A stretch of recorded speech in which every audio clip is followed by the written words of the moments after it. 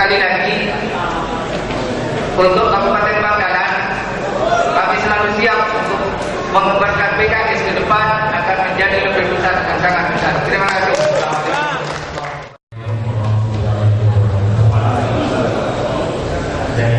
Yang ingin kami tanyakan, mohon maaf menurut jalan Imam Ghazali Sampang. Kalau kira kami memang simpatisan dari PKS, dan kami mohon, pertanyaan kami adalah, kenapa di Indonesia ini yang mayoritas Islam minuman ini tidak bisa dikeluarkan pabriknya, bahkan merajalela di mana-mana.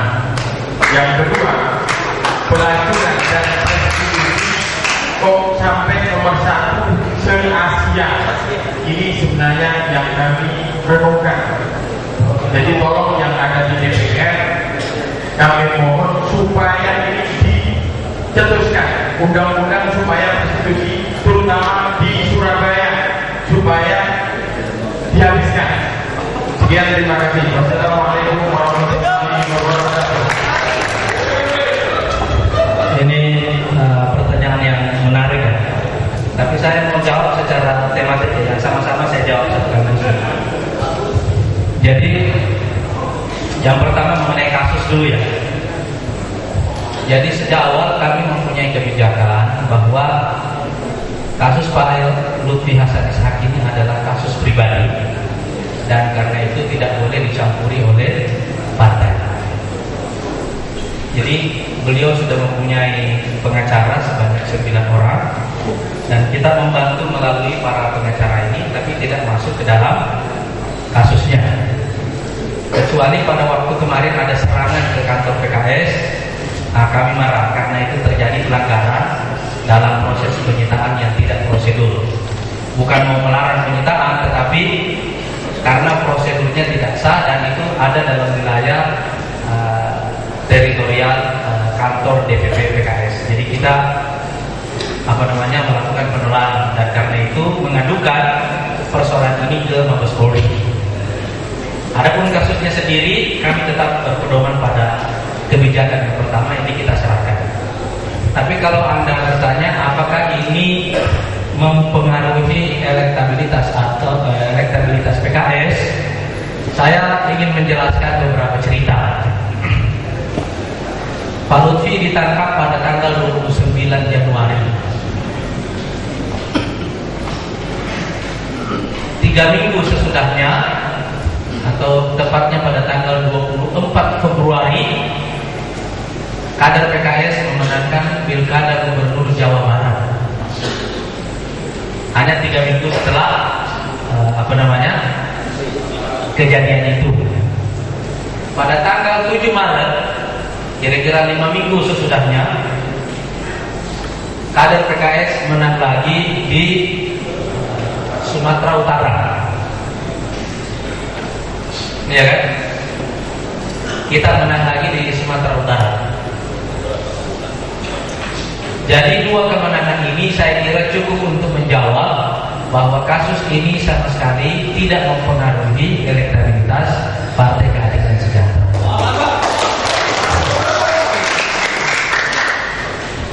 Setelah itu kami mengadakan musyawarah kerja nasional dengan mengumpulkan seluruh ketua-ketua DPD di Semarang, dan setelah itu pada akhir bulan April saya mengumpulkan seluruh kader PKS di seluruh dunia di Istanbul, dan alhamdulillah kader-kader PKS seluruhnya solid. Justru bencana ini, tragedi ini, perahara ini malah menjadi tantangan bagi PKS yang membuat kami sekarang bekerja lebih keras. Tapi saya tidak menafikan bahwa mungkin saja dalam proses ini ada juga kesalahan PKS. Saya tidak menafikan itu. Bagaimanapun PKS ini hanyalah partai yang diisi oleh manusia-manusia biasa, walaupun cita-citanya sangat luhur. Tapi saya selalu membuat perumpamaan dari kasus ini. Kira-kira PKS ini ada di pinggir sumur. Ada orang datang sego, jatuhlah dia ke sumur. Salahnya mungkin karena dia ada di dekat sumur. Tapi bahwa ada yang menyenggol dia, itu memang benar ada yang menyenggol dia jatuh ke dalam sumur. Saya pakai perumpamaan sumur ini karena ini perumpamaan yang enak, karena ada dalam Quran ceritanya, dalam cerita Nabi Yusuf. Kenapa saya buat perumpamaan ini? Karena dalam cerita Nabi Yusuf itu, waktu beliau dibuang ke dalam sumur, saudara-saudaranya yang membuat konspirasi itu percaya bahwa kalau sudah dibuang ke dalam sumur, tamatlah riwayat Nabi Yusuf. Tamat riwayatnya. Tetapi di dalam surat Yusuf, ceritanya justru kebalikannya. Justru waktu Nabi Yusuf ada di dalam sumur itu, Allah Subhanahu wa taala mengatakan begini, wa auhayna ilaihi, dan kami wahyukan kepada Yusuf yang ada di dalam sumur itu, latunabbi'annahum bi amrihim hadza, kamu suatu waktu akan mengingatkan mereka tentang peristiwa ini, wa hum la yash'urun, dan mereka tidak sadar. Saya mau tanya, benarkah akhirnya Nabi Yusuf menceritakan kepada saudara-saudaranya tentang peristiwa ini? Benar kan? Pertanyaan kedua, di mana Nabi Yusuf menceritakan peristiwa itu kepada saudaranya? Di mana? Di sana. Kita ulangi bapak, di mana? Di sana. Jadi jarak antara sumur ini dengan istana itu insya Allah dekat.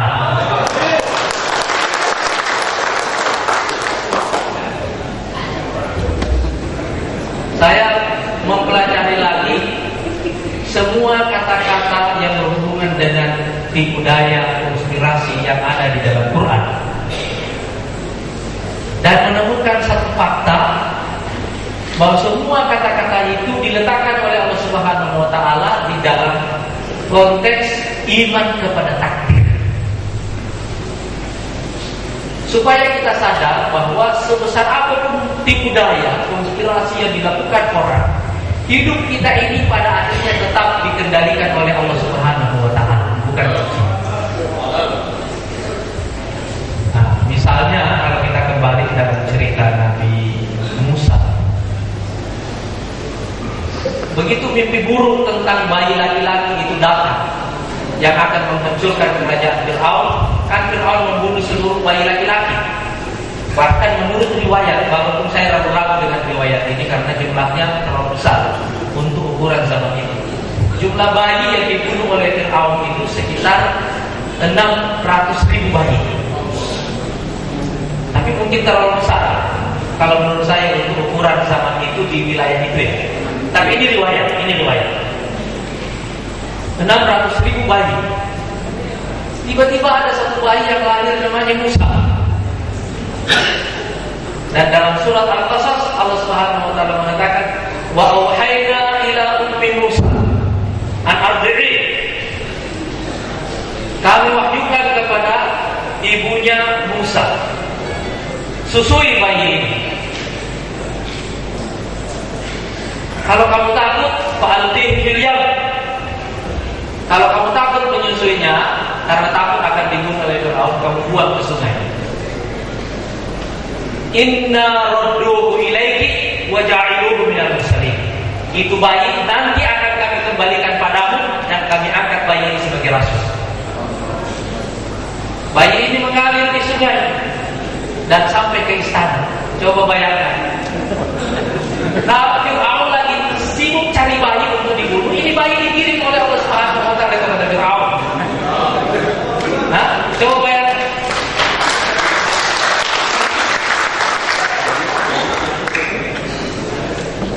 Dan coba lihat apa yang terjadi dengan Fir'aun.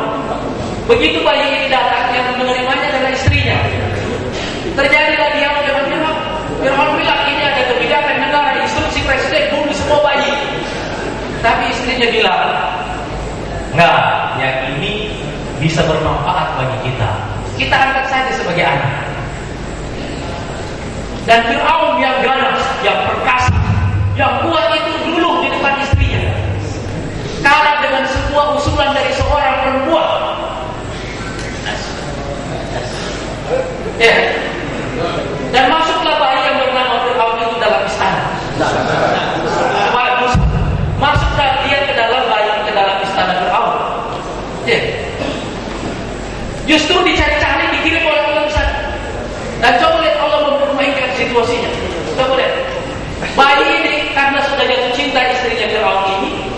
Disayang dia, tapi di bayi nangis, dia perlu menyusui kan?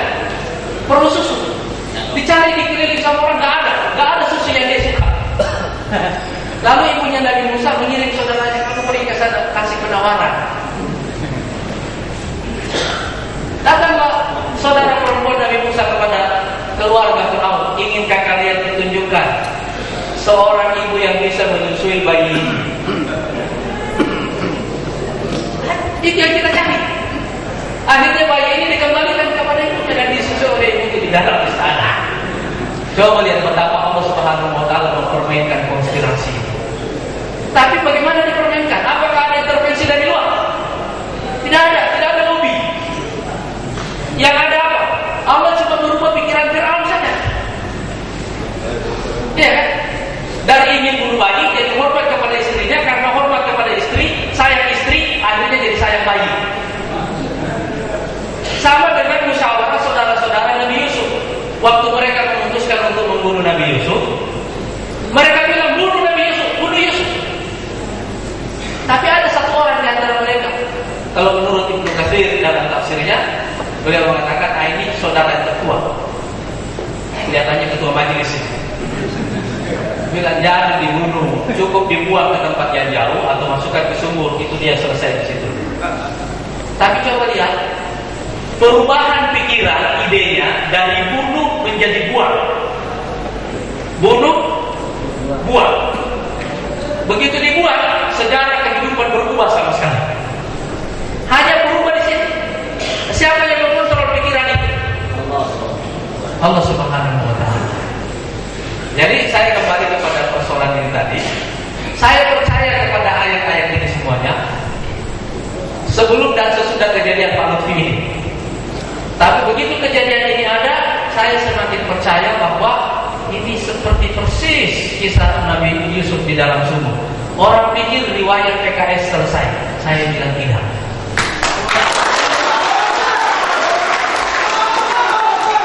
Nanti ada waktunya kita cerita ulang ini kembali. Apa istilahnya kalau di polisi itu? Apa rekonstruksi? Ada peristiwa pembunuhan. Rekonstruksi kembali. Rekonstruksi ulang. Kita rekonstruksi kembali peristiwanya suatu waktu. Tapi tempat kita bercerita di mana? Istana, insyaallah.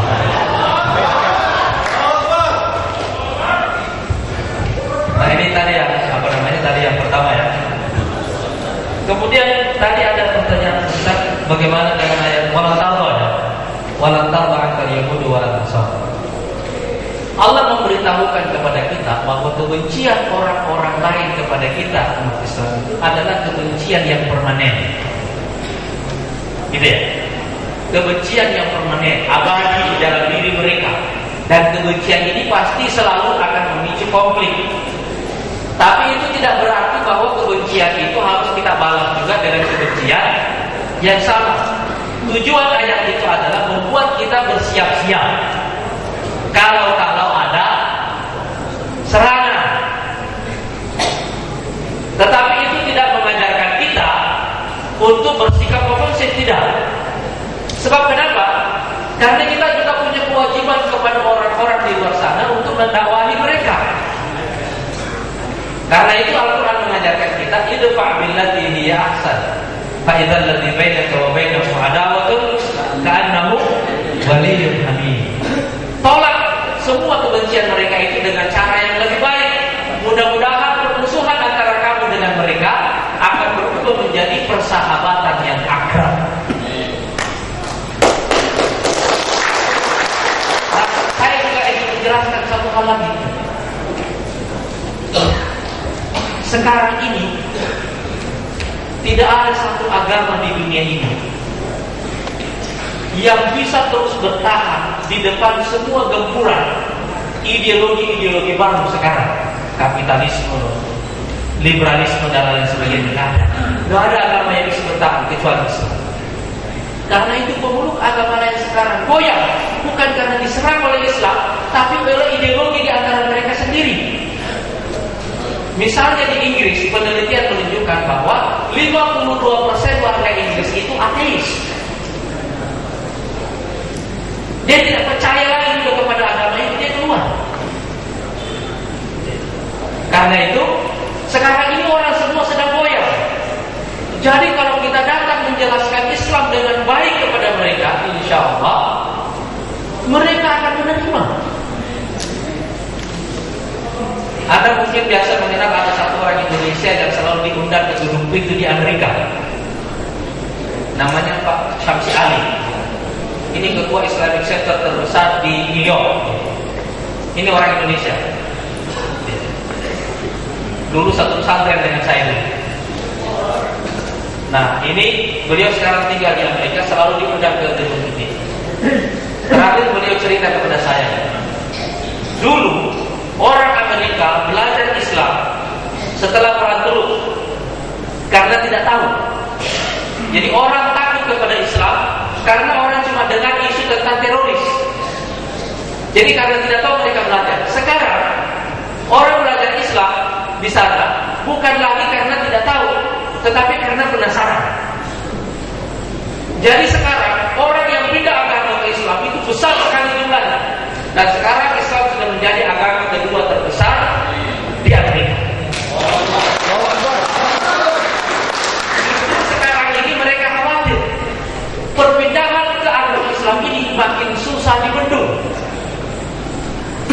Apalagi ada fatwa dari seorang ulama besar namanya Dr. Yusuf Qaradawi dan beberapa ulama lain, juga Dewan Fatwa di Eropa, yang mengatakan bahwa orang-orang Arab khususnya orang Muslim yang sudah ada di Eropa sebaiknya jangan berpikir pulang kampung, tinggal saja di Eropa, tinggal di Amerika, pindah warga negara. Nah, dengan begitu mereka bisa memperkenalkan Islam kepada mereka ini. Nah, sekarang di Eropa yang jumlah penduduknya kalau saya tidak salah sekitar 400-an juta, 100 juta diantaranya adalah orang Islam. Dan saya punya seorang sahabat di kota London itu biasanya distriknya dibagi dua ya. Satu kota khusus pemerintahan, satu lagi kota bisnis. Jadi bank-bank internasional seluruhnya ada di sini. Ini bank-bank internasional, Barclays, Citibank dan semuanya ada di tempat ini. Ini sekarang wali kotanya itu anak muda dari Bangladesh, Muslim.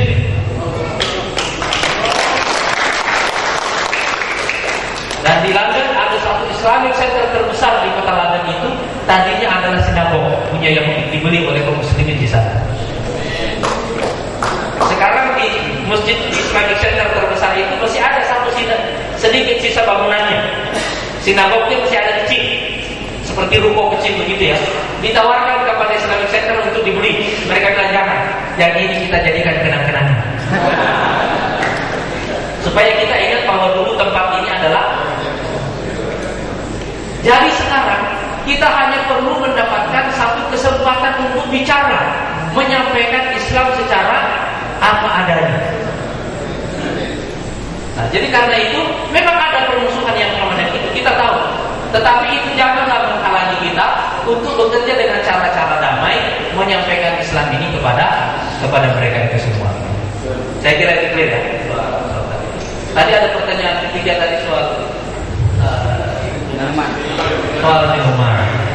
minuman keras. Ini buat Jawa Timur ini aspirasi konstituen. Tolong diperjuangkan di DPRD insyaallah. Tetapi mengenai miras ini, kita ini menempuh dua pendekatan, gitu ya. Dan saya kira bukan cuma miras, tapi semua kategori penyakit sosial kita menempuh dua pendekatan. Satu pendekatan pembinaan masyarakat, satu lagi pendekatan melalui legislatif. Kenapa kita perlu melakukan pembinaan kepada masyarakat? Karena hukum itu hanya mempunyai kekuatan bagi masyarakat kalau masyarakat pada dasarnya memang sudah siap untuk menerimanya. Makanya dalam sejarah Islam, hukum itu, ayat-ayat hukum itu baru diturunkan setelah periode Madinah. Di antara rukun Islam yang 5 itu hanya sholat yang turun di Mekah. Sisanya puasa, zakat, dan haji itu turunnya di Madinah. Kenapa di Madinah? Karena hukum itu bagi Islam seperti pagar. Kalau kita bangun rumah, yang kita bangun rumahnya dulu atau pagarnya? Rumahnya dulu kan? Kalau kita sudah bangun rumah dan orang-orang yang ada di dalam rumah itu nyaman di dalam rumah itu, kira-kira orang keluar gak main di pinggir pagar? Tapi kalau rumahnya panas, orang berkekang terus di dalam, biasanya orang keluar rumah mainnya di pinggir pagar. Nanti kalau dia main di pinggir pagar, dia punya dua pilihan. Kalau dia iseng, dia lompat pagar. Kalau dia tidak bisa lompat pagar, dia bobok pagarnya dari bawah. Ya kan? Jadi saya selalu membuat perumpamaan. Sekarang orang puasa misalnya, kita sudah mendekati bulan Ramadan. Insyaallah bulan depan kita sudah masuk bulan Ramadan insyaallah. Mudah-mudahan kita sampai insyaallah. Amin, amin. Coba kalau ada satu negara di dunia ini yang membuat peraturan seluruh warga negara diwajibkan puasa 30 hari dalam satu tahun. Yang tidak puasa ditangkap polisi. Kira-kira orang taat gak? Hah? Orang akan ini gak? Nah. Tapi sekarang ini ada agama yang menyuruh orang puasa, tidak pakai negara, tidak pakai polisi, tidak pakai penjara. Ya kan? Nah, tidak dikontrol. Kalau Anda misalnya tengah hari minum kan tidak ada yang hukum. Iya kan? Kecuali mungkin kalau di Madura digebuk orang ya, rame-rame. Bulan puasa makan tengah hari ya pasti digebuk rame-rame. Tapi kan bukan negara yang menghukum. Iya kan? Tapi orang taat. Orang bisa minum sembunyi-sembunyi, tapi orang tidak melakukan itu. Sekarang coba kita lihat, ya kan? Berapa banyak perangkat yang kita gunakan sekarang ini yang dipakai oleh negara untuk mencegah pelanggaran-pelanggaran ini. Kita lihat misalnya BNN, Badan Narkotika Nasional. Tujuannya dibentuk pakai seluruh alat negara, intelijen, polisi, semua dipakai di tempat ini. Anggarannya itu juga sangat besar supaya mencegah penyebaran narkoba. Tapi tahu berapa sekarang pengguna narkoba di Indonesia? 8 juta. Saya ulangi angkanya kembali. 8 juta orang Indonesia sekarang ini menggunakan. Jadi ini penyakit sosial yang sangat fatal. Dan tahu kenapa orang menggunakan narkoba di Indonesia? Salah satu sebabnya adalah karena orang stres.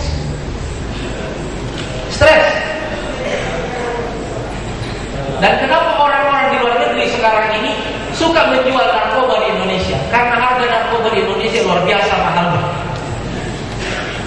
Jadi 1 kilo heroin itu bisa mereka dapat dari Iran atau Afghanistan. Harganya 50 juta. Dibawa ke Indonesia bisa laku 2 miliar. Hah? Coba bayangkan. Jadi orang hitam yang suka penjual-penjual itu, termasuk banyak wanita jadi pengedar di sini dari luar negeri, itu karena harganya di sini luar biasa fantastis. Tapi coba bayangkan, ini harga sudah mahal, harganya sudah mahal, tapi pembelinya tetap tambah. Kenapa kira-kira? Padahal alat kontrolnya sudah begitu banyak. Iya kan? Karena kita sama juga dengan rokok. Anda lihat rokok itu ya, di setiap bungkus rokok sekarang kan ada peringatan. Rokok bisa menyebabkan serangan jantung, impotensi, semua yang jelek-jelek disertai dengan foto-foto tengkorak, iya kan? Tapi orang tetap merokok, iya kan? Padahal peringatannya sudah banyak. Jadi karena itu proses pembinaan ini penting, makanya orang Arab itu kan peminum khamar. Sebelum Islam datang, itu peminum khamar. Makanya Quran tidak melarang khamar itu satu kaligus, dilarangnya 4 tahap. Begitu tahap terakhir keluar, orang sudah sadar.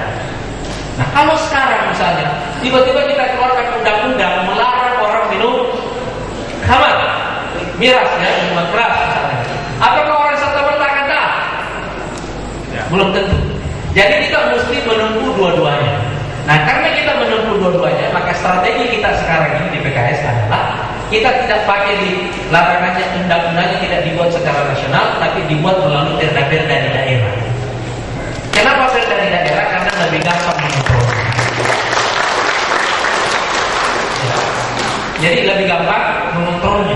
Nah, kita ini punya banyak sekali penyakit-penyakit sosial yang kalau kita larang, tetapi kita perlu mendekatinya secara perlahan-lahan.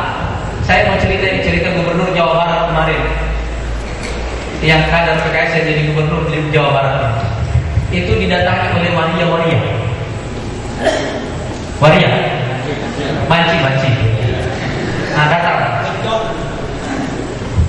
Ini gubernurnya ini bingung, ini banci datang minta bantuan.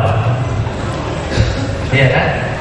Jadi dia atur, dikasih waktu bertamu menjelang sholat asar.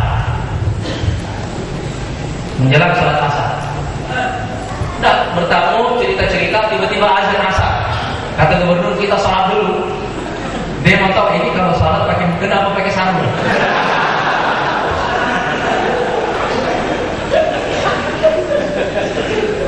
Ternyata waktu diajak ke musola di lingkungan rumah gubernur itu, ternyata minta sarung semua. Iya kan? Minta sarung semuanya. Setelah itu mereka minta bantuan untuk sekretariatnya. Dikasih bantuan untuk bangun sekretariat dan sebagainya. Terus gubernurnya tanya, dia bilang mereka bilang kami ini punya anggota terdaftar sebanyak 14.000. Jadi gimana caranya bisa dapat 14.000? Dia bilang kita ini begitu umur kita lama kita mulai melatih orang. Iya, melatih. Jadi dia bikin pendidikan juga, bikin training. Coba bayangkan, baca aja bikin training. Apalagi kita yang normal-normal ini. Nah, dia bikin training. Akhirnya anggotanya nambah terus. Terus gubernurnya nanya, ini masih mungkin gak kalian berubah? Oh, tidak mungkin. Tidak mungkin berubah. Dia bilang, masa tidak mungkin? Dia bilang, tidak mungkin. Ini sudah takdir, sudah begini. Semua dijawab begitu. Akhirnya gubernur bilang, oke begini. Saya bantu kalian begini, tapi nanti saya harus cari cara. Bagaimana caranya mengembalikan kalian jadi laki-laki normal. Dan bilang, oke, kalau gubernur ketemu caranya, oke. Jadi ini kan kita menghadapi masyarakat kita dengan, kalau kita mencintai masyarakat kita, kita menginginkan kebaikan bagi mereka, ya kan? Karena itu kita tidak mau menghukumnya. Jangan sampai nanti ada yang datang hukuman para banci dalam Islam itu dibakar. Sekawat itu nanti. Nah, kita ini perlu pelan-pelan mengubah masyarakat kita secara perlahan-lahan. Karena itu kita mesti menggabung antara pendekatan hukum dan juga pendekatan pendidikan. Kalau ini digabung, apalagi dengan pendekatan agama, ini kita kombinasi semuanya jadi satu, insya Allah penerapan hukum itu akan lebih baik. Jadinya akan bermanfaat.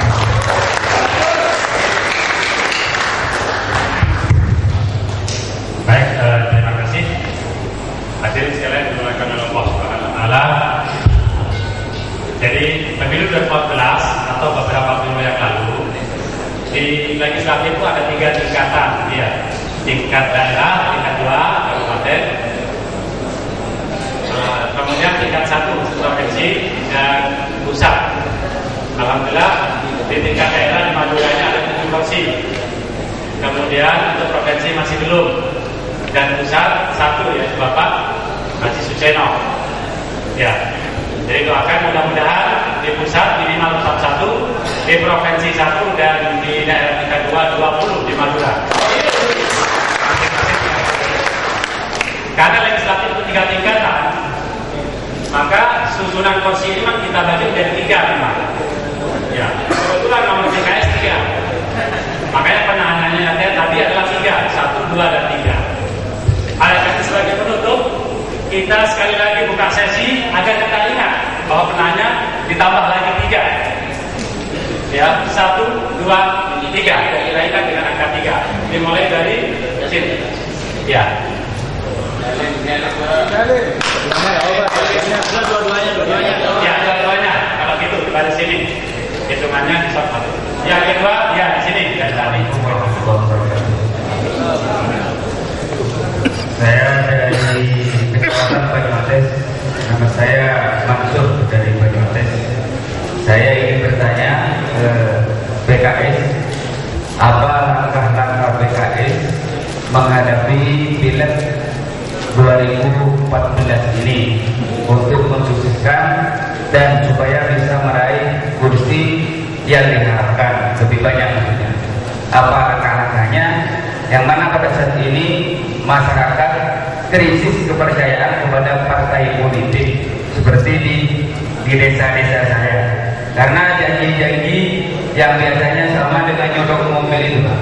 Jadi pertanyaannya, langkah apa supaya bisa masyarakat bisa yakin kembali kepada khususnya PKS? Ya, terima kasih. Assalamualaikum warahmatullahi wabarakatuh. Pertanyaan ini saya tunjukkan kepada Bapak Hafiz, biar masyarakat gampang dengar secara jelas mengenai sikap PKS. Karena baru saja saya mau berangkat, ada salah satu menteri dari PKS melemahkan sikap PKS mengenai kenaikan BBM. Ya, terima kasih. Wassalamualaikum warahmatullahi wabarakatuh. Singkat. Baik, saya Zainal dari Jawa. Pertama, saya berharap PKS Satu saja pertanyaannya, satu. mengawal dan membackup fatwa MUI khususnya di Jawa Timur terkait dengan sesatnya Syiah, karena ini luar biasa sampai sekarang sampai juga belum selesai. Kemudian yang kedua, berharap kepada caleg-caleg PKS baik yang pusat ataupun di daerah khususnya di Sampang, padahal kita niat ya bagaimana kita dipilih karena dicintai, karena kerja kita sehingga akhirnya memberikan harmoni kepada masyarakat. Jangan sampai karena ini adalah seri kita menerima mendengar, jangan sampai kita sama dengan caleg-caleg di luar PKS. Terima kasih. Assalamualaikum warahmatullahi wabarakatuh. Langsung saja, saya berserang bangga dengan PKS. Saya ini orang ketiga, Pak. Di masa kita PKS